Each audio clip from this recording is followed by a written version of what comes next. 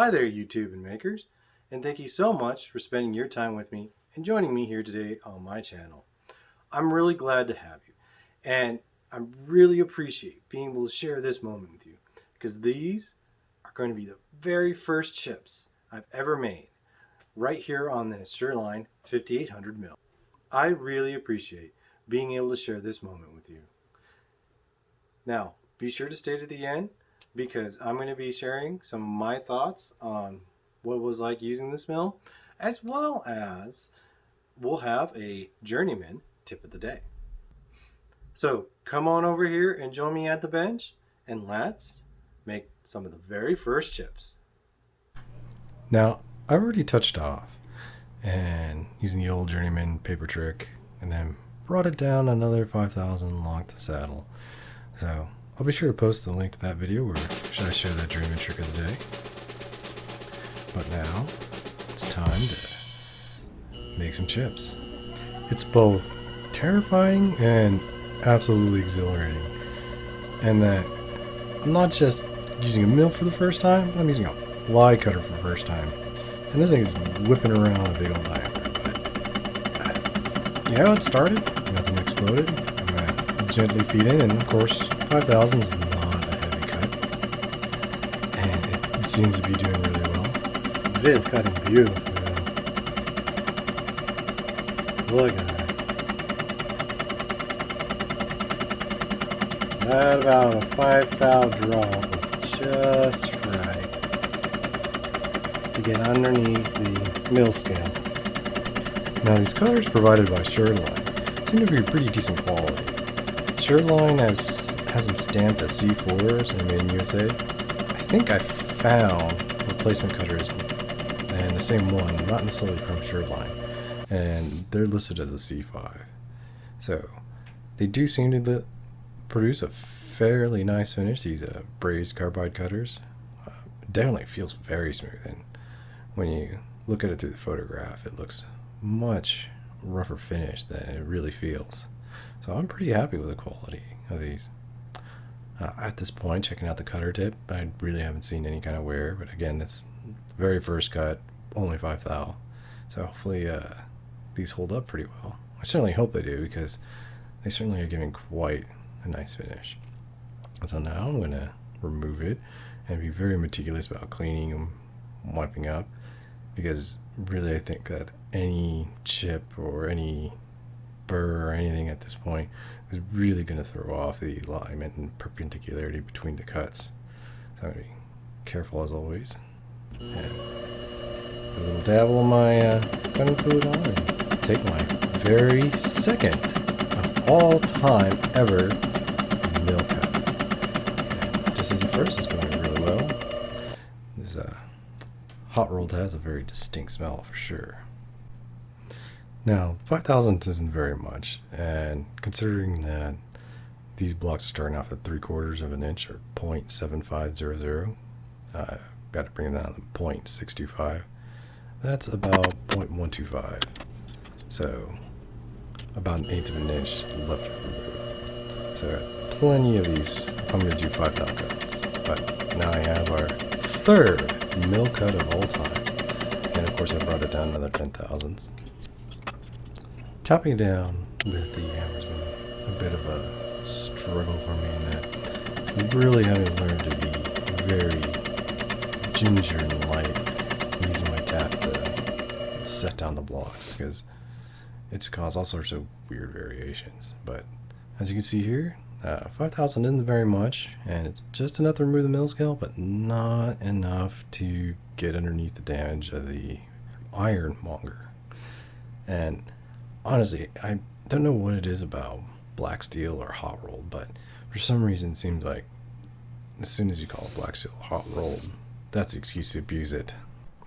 This is my setup that I've found works best so far. I've marked off the pieces you can see in this corner, a little bit of red, and that's just a touch low, and it's been miking out about 1 thou smaller than anywhere else. And when I use my square, I can just see the ever so slightest hint of light underneath it. So there's a little bit of a gap and a little bit of light coming in through where that red is. One of the reasons why I think this is happening is I'm over torquing the vise. And as a result, the moving jaw twists back and away. And I understand this happens even with a Hermann Schmidt or a Kurt. I've used the dowels. That came with the tooling plate. They seem okay. But I prefer using the stair parallels. I have been using the hammer to tap it down and experimenting with both sides. But I've been a big fan because every time I would hammer, what would happen on the adjustable parallel is they would be hammered and then they would forced and they would slide from the downward force exerted on them through the part I'm machining. And that downward force would cause the parallel to slip, and effectively what would happen is they wouldn't provide any adequate support for the part, and the part was basically floating on the vise. The dowels were okay, but they were just a little bit too short, and they would kind of roll around all over the place. The camming action would cause, especially with the round dowel pins, the part to roll up when it was over torqued, and that red area up against the device jaw would kind of lift up a little bit, ever so slightly, and a little bit from that camming of the movable jaw. And as a result of that red area being a little bit more proud or higher, a little bit more would be machined off. I've got the parallel. I've secured it down using my welding rod, and I'm going to feed into it very slowly. And I haven't over torqued the vice jaw. And of course, I'm only still taking a 5,000 cuts here, 5,000 cut here, so nothing too heavy or excessive. And it does sound much more brutal than it really is when it makes contact with the piece. But we've got plenty of lubricant on there.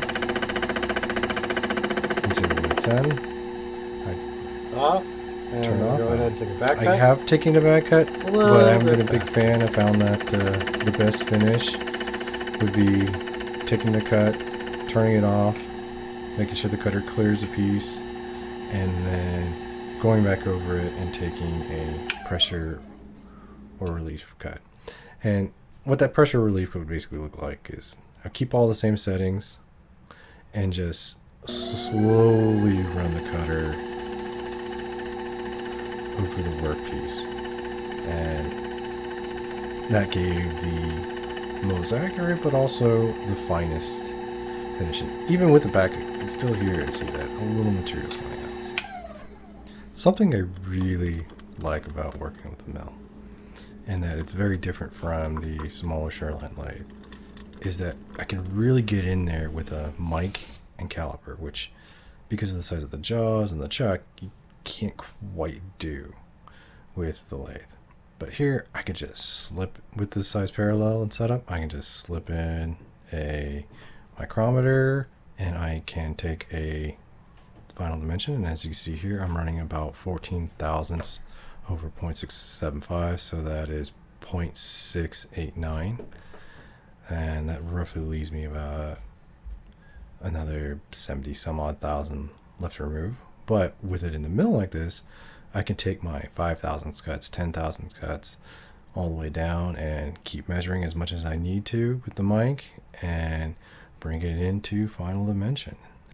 I just felt like when machining the ends, it was just a little bit too long to be used in conjunction with the parallel, and that the vise was just a little bit too small, that couldn't quite provide enough support of the block, and because it's a little bit longer, that there seemed to be some issues with the piece rocking or rolling the vise away from the cutter, and so the far edge would be narrowed a little bit higher and the near end would be a little bit lower, machined lower.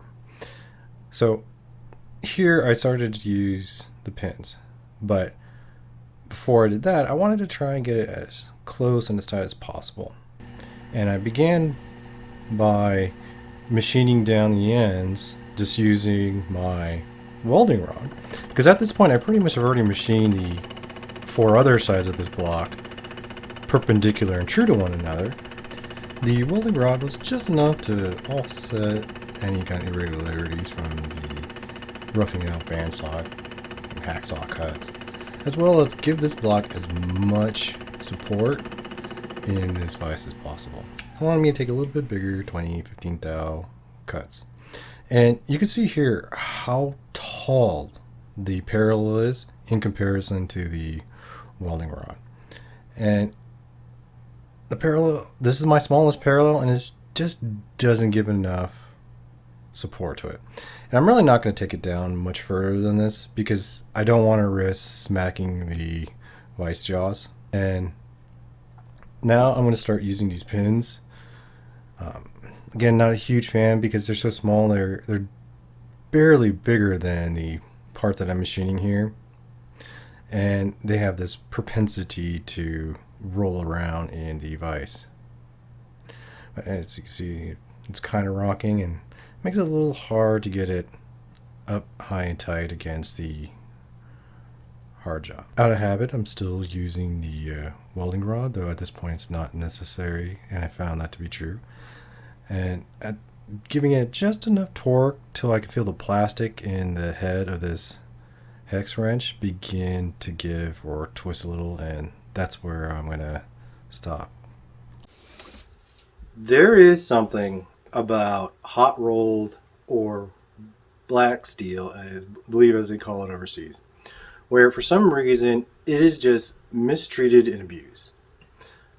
As you saw, there was some surface imperfections and damage that went well below 5 thou on the first cuts I was taking, and the 5 thou wasn't enough to take it off. Luckily, with the inexpensive price of hot roll, I can take an oversized piece and machine it down to dimensions and get it perfect. I have, in my past, witnessed some instances of metal abuse.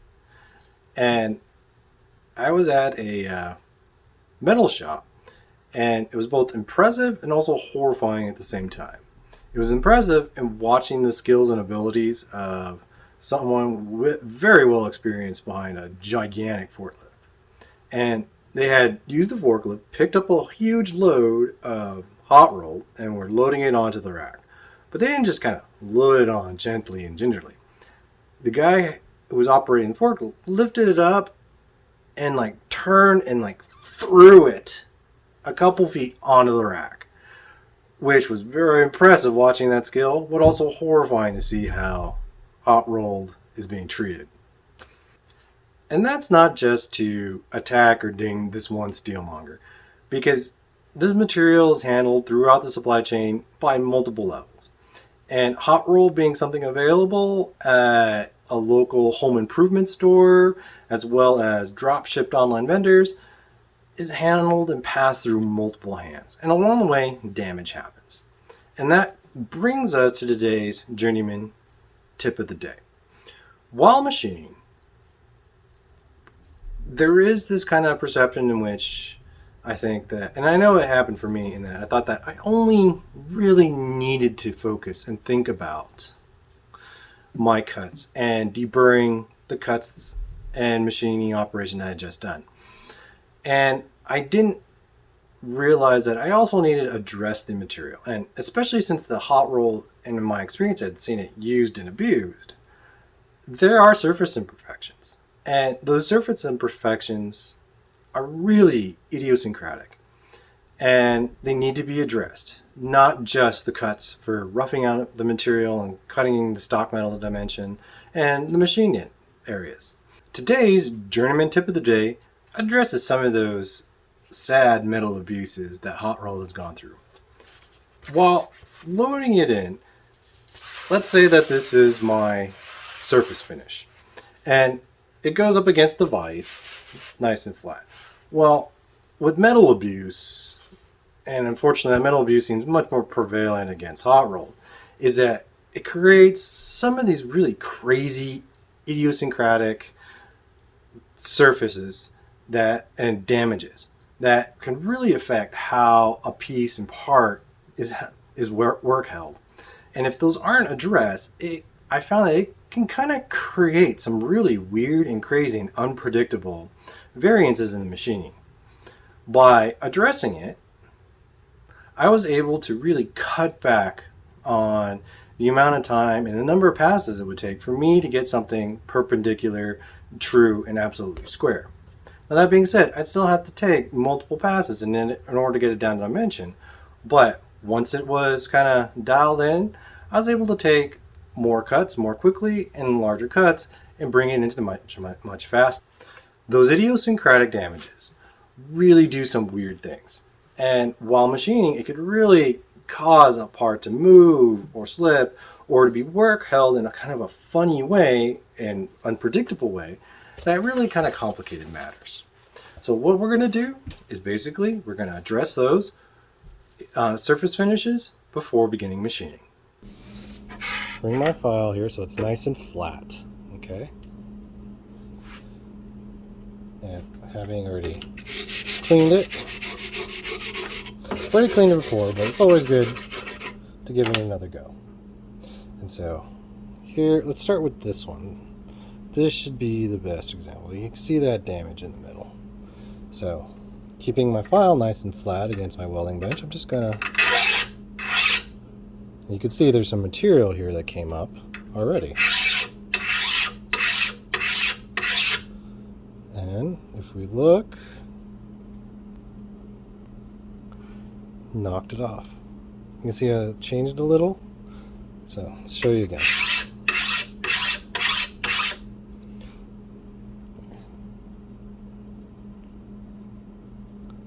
And so all I'm going to do is just go ahead and do all four sides. Not putting too much pressure. I'm just running it. See how much is coming off.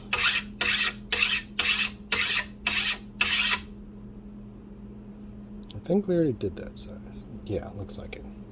So that's it. As to the number of passes it would take on the file, it really depended. And it really depended on that damage. I would file and they would get to a point where all of a sudden that surface finish damage would just let go and the material and the block would just run smooth over the file. And that's about when I figured and knew that I had filed down and brought down that burr or damage to a workable point. And then I might take a couple extra passes just to make sure. I'm going to begin by checking each of the corners. And you see the needle is just short of being around a thou on my dial indicator.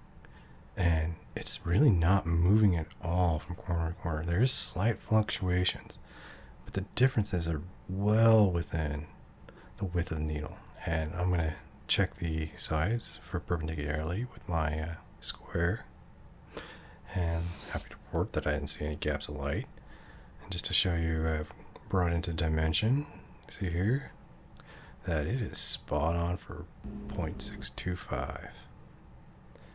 And I'm pretty stoked and happy about that. And that all four sides in every single corner appear to match. And I was not really running more than a quarter or third thou out. Now we're just going to check the ends. And see here, it's about a thou in the middle. So in this corner, it's about a thou. A little under a thou by about the width of the needle. A little less, but a little bit more proud there, but it's really maybe a needle width and half fluctuation from corner to corner. But so basically, drop that a little bit hard. Don't do that. Oops. All right, well, let's check this in. So running a thou, just under a thou by about a needle, back to a thou, and just about under a thou by about the needle width. Back to the first corner, it's the same. let that down gently the right way. And of course, if it's set up a long ways, it's not quite enough. I'm happy. That came out really well. You know, on my machinist square, I'm not seeing any gaps of light. It seems square and perpendicular. All the dimensions are holding really tight. I'm not getting any much more than a third of a thousandths. Excuse me, not 3,000ths. A third of a thousandths or a quarter of a thousandths variance from corner to corner. I've rotated those blocks all the way through, and it's the same thing. The differences from one corner to another, really not much more than the width of the needle. The position of the saddle lock made kind of a difference in the machining.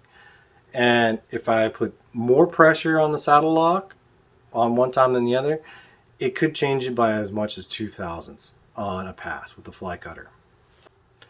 So for me, what I did is I was trying to be consistent on the position and the pressure I applied to the saddle lock. But also, let's say I had to take off about 5,000ths. Well, I would adjust my fly cutter and remove about 4,000ths, and then take a relief or pressure cut, and that brought it in perfectly to my final dimension. The other thing that needs to be addressed with this machine and using the fly cutter was the size of the cut.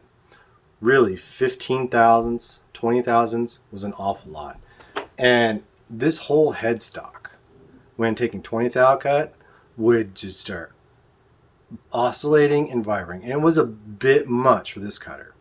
And in fact, that vibration and oscillation, I think, is eventually going to lead to chipping and damage of the carbide cutter. For me, I had to really just kind of keep it down to 5,000ths and 10,000ths cuts when taking off my bigger amounts in the very beginning. Overall, I am really happy with this machine. I wanted it to cut a few thousandths, it cuts a few thousandths. And learning its quirks when dealing with like the saddle lock and stuff like that, by removing that 1/8 of an inch or 0.125 from the hot rolled, gave me plenty of practice, plenty of passes to really figure out how to dial in and to be consistent on my machine. And consequently, it's just going to make it that much more successful and that much faster when I finish the rest of truing up these axle boxes and conduct other machining operations. I have to say, I think that was a great success. Now I'm really looking forward to taking these blocks that have been dimensioned really well, I think, to what's called out for in Kozo Hirooka's book and begin machining the axle boxes. So that you don't miss when those axle boxes begin to be machined, be sure to hit that subscribe button as well as the bell notification. And if you're interested in any kind of the tools or equipment I use, be sure to check out the links below. Till next time, have fun out there, stay safe, and keep making chips.